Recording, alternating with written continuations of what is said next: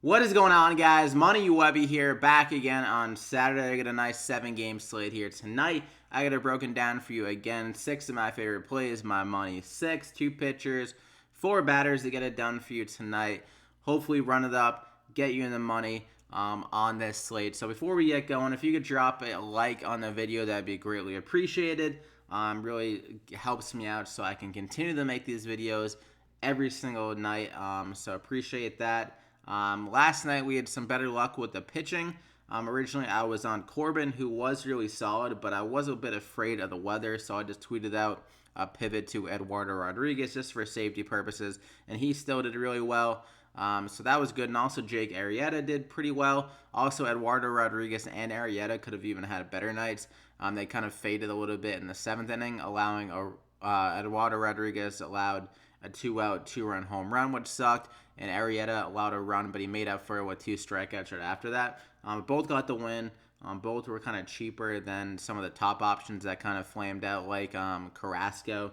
He didn't do that good. Also, Jay Happ kind of flamed out, who I was considering, but I went with Eduardo Rodriguez over him. So hope you ran those two guys out. Also, George Springer went deep for us.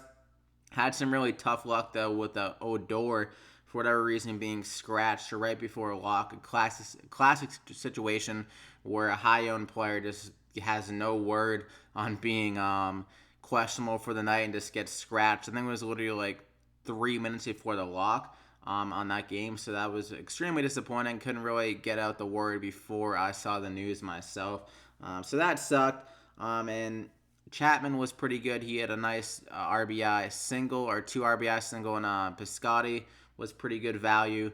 And some other guys around there. If he stacked up the A's, Chris Davis hit another home run. If he stacked up the Astros with Springer, Altuve went deep, and all that good stuff. So let's get right into it, though. My first guy up is going to be Verlander. He had 11,100. This pitching slate is pretty gross, if I'm going to be honest. There's really not many options I feel that comfortable with, and Verlander is the one I feel the most comfortable with by a mile. That's honestly huge to me, as I've been mentioning every single slate.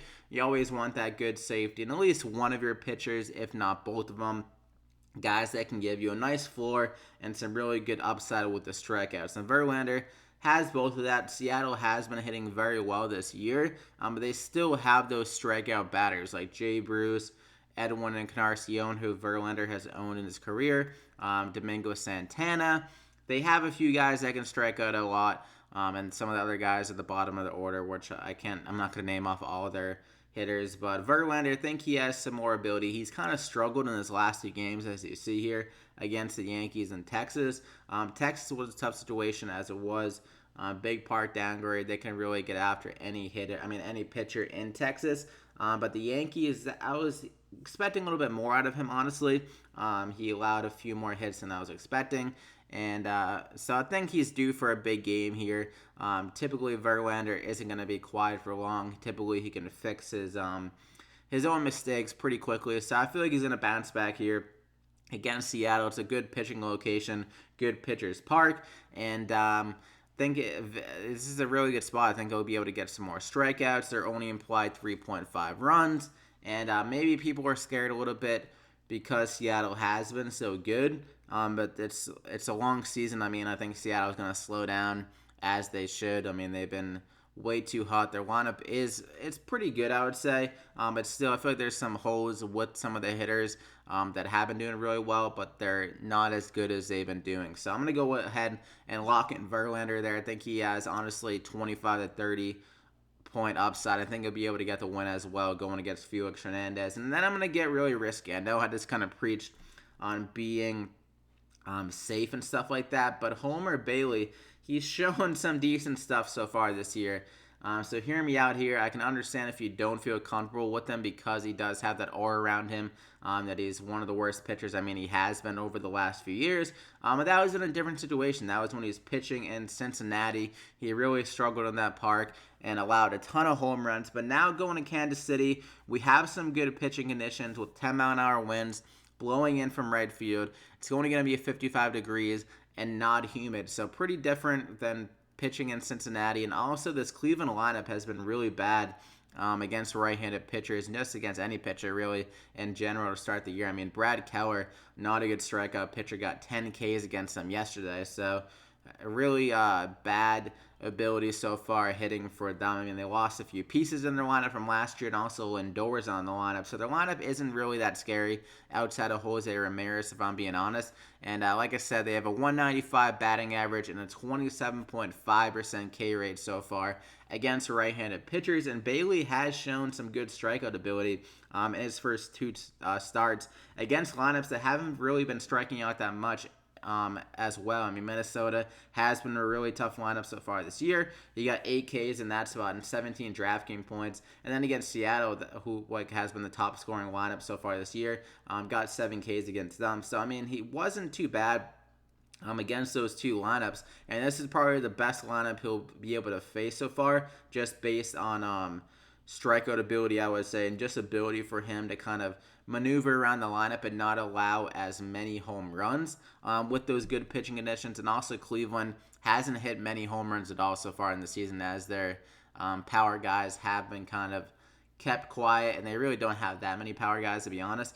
So a 5,800 here, or not that great a power guy. So 5,800 here with the good pitching conditions. Vegas kind of likes him a little bit. They're only implied like 4.6 runs, which is kind of low for a Homer Bailey start. And for a guy at 5,800, he does have that ability.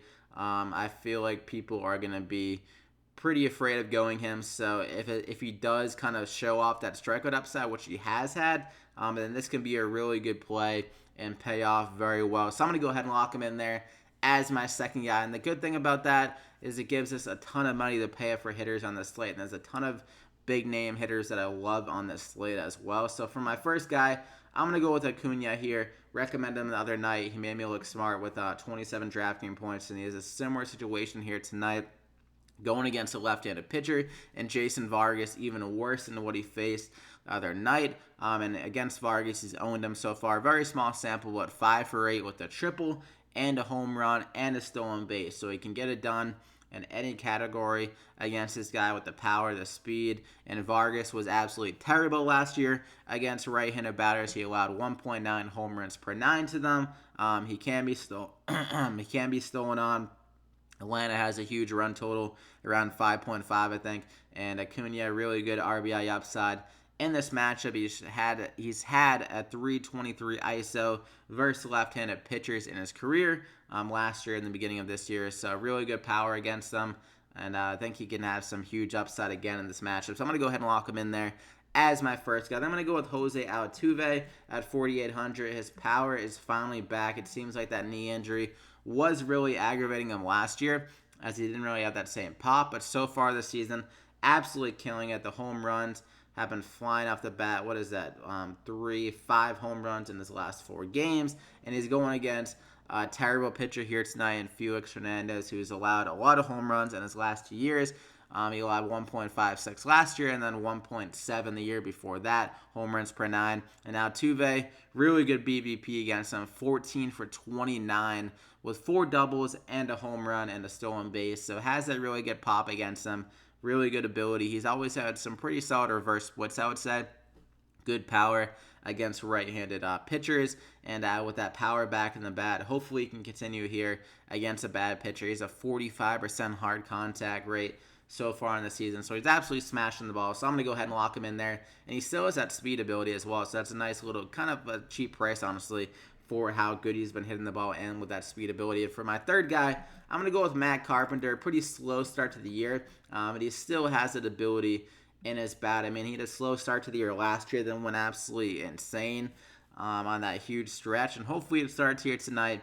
Going to Cincinnati, a big park upgrade, good hitting conditions, pretty warm, and going against a right-handed pitcher where he always has that crazy power. Had a 280 ISO against the right-handed pitchers last year, and it'll be in that leadoff spot. More upside with the ability to get 5 at-bats, and they're implied 5.4 runs, so he definitely has the ability to get up to 5 at-bats in this game. So 4,400, really good upside on this price tag. I'm going to go ahead and lock him in there as my third batter. And for my final guy, we're going to go with Elvis Andrus. There is some weather concerns, possible rain in this game, but it looks safe enough for the hitters as of right now. It could change, but Elvis Andrus back at home here. Has been hitting the ball very well so far in the season. He's always been a guy that's had some reverse splits, pretty good against right-handed pitchers, and also Marco Estrada, who will be facing against, has reverse splits as well. He's worse against right-handed batters. So that's a nice combo of situations there. Depart downgrade for Estrada as well, going to Texas. And Elvis Andrus does have that speed ability. Last year, he was I think he came off an injury and he wasn't really stealing many bases at all. But before that, in 2017, this is the guy that had like 25 stolen bases. But now, so far in the season, and on 13 games, he's had 3 stolen bases. So it seems like they're not as cautious with him stealing the bags. And against Oakland last night, he was able to get a stolen base. So I think he can get a stolen base against Estrada as well. So a nice power speed combo and a really good hitter spark in Texas. Obviously, keep an eye on the weather. Hopefully, we get word or a clear image of what's going to happen in this game before a lock. But as of right now, looks good to go. So I'm going to go ahead and lock him in there as my final guy. So we have 4 extremely big upside hitters. The best pitcher on the slate, I would say, just safety and upside-wise. And then Homer Bailey, who has shown good K upside and in a really good matchup against Cleveland, honestly, here tonight. So I hope you enjoyed the plays. Slap a like if you did. We really appreciate that. Subscribe to the channel if you haven't, and continue to get these MLB plays. I uploaded my NBA DraftKings playoff picks for today. So watch that before 2:30 Eastern time. After that, the video won't be that good really because the slate would have started. But good luck here tonight on this MLB slate, and we'll see you back here again next time.